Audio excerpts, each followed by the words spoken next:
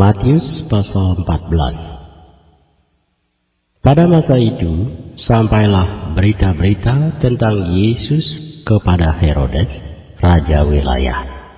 Lalu ia berkata kepada pegawai-pegawainya, "Inilah Yohanes Pembaptis. Ia sudah bangkit dari antara orang mati, dan itulah sebabnya kuasa-kuasa itu bekerja di dalamnya. Sebab memang Herodes telah menyuruh menangkap Yohanes, membelenggunya dan memenjarakannya, berhubung dengan peristiwa Herodias, istri Filipus saudaranya. Karena Yohanes pernah menegurnya, katanya, 'Tidak halal engkau mengambil Herodias.' Herodes ingin membunuhnya, tetapi ia takut akan orang banyak yang memandang Yohanes sebagai nabi.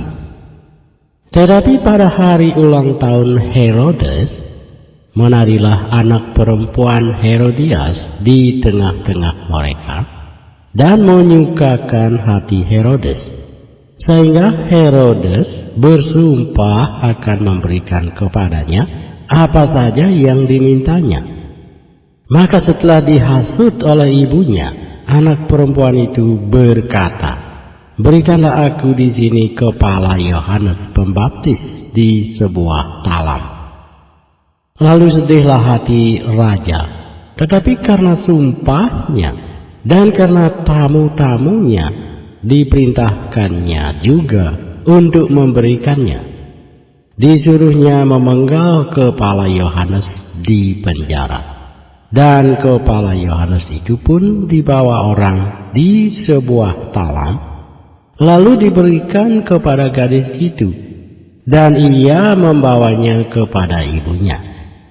Kemudian datanglah murid-murid Yohanes Pembaptis mengambil mayatnya dan menguburkannya. Lalu pergilah mereka memberitahukannya kepada Yesus. Setelah Yesus mendengar berita itu, menyingkirlah ia dari situ, dan hendak mengasingkan diri dengan perahu ke tempat yang sunyi. Tetapi orang banyak mendengarnya dan mengikuti dia dengan mengambil jalan darat dari kota-kota mereka.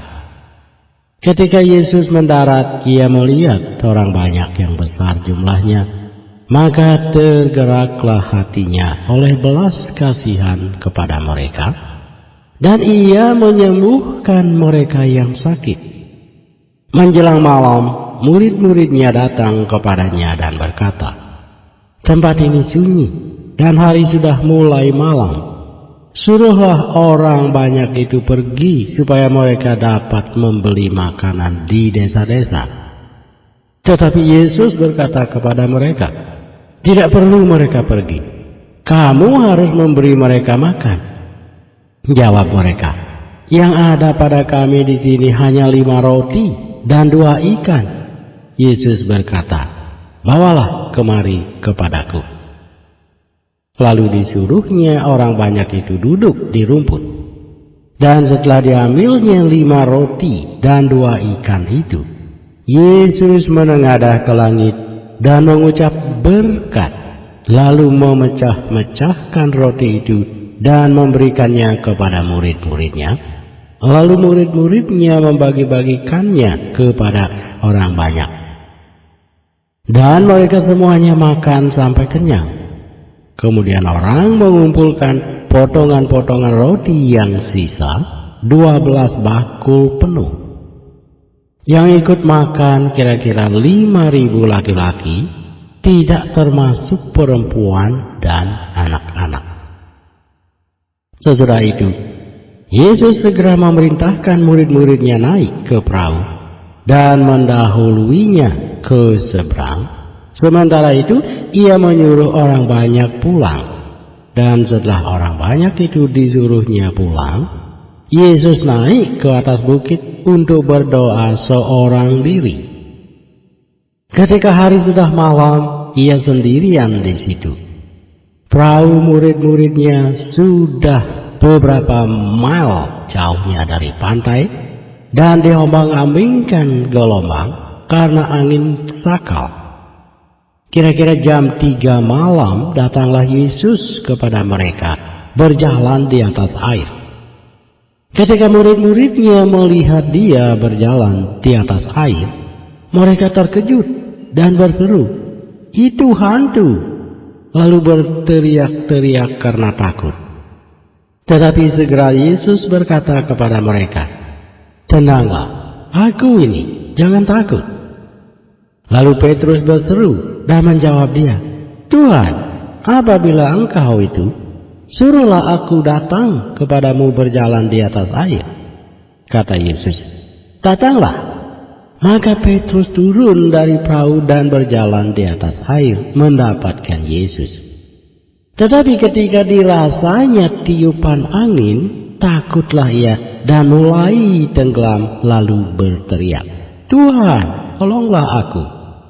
Segera Yesus mengulurkan tangannya, memegang dia dan berkata, "Hai orang yang kurang percaya, mengapa engkau bimbang?"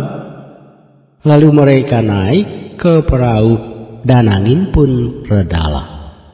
Dan orang-orang yang ada di perahu menyembah dia, katanya, "Sesungguhnya engkau anak Allah." Setibanya di seberang, mereka mendarat di Genesaret. Ketika Yesus dikenal oleh orang-orang di tempat itu, mereka memberitahukannya ke seluruh daerah itu. Maka semua orang yang sakit dibawa kepadanya. Mereka memohon supaya diperkenankan menjamah jubah-jubahnya.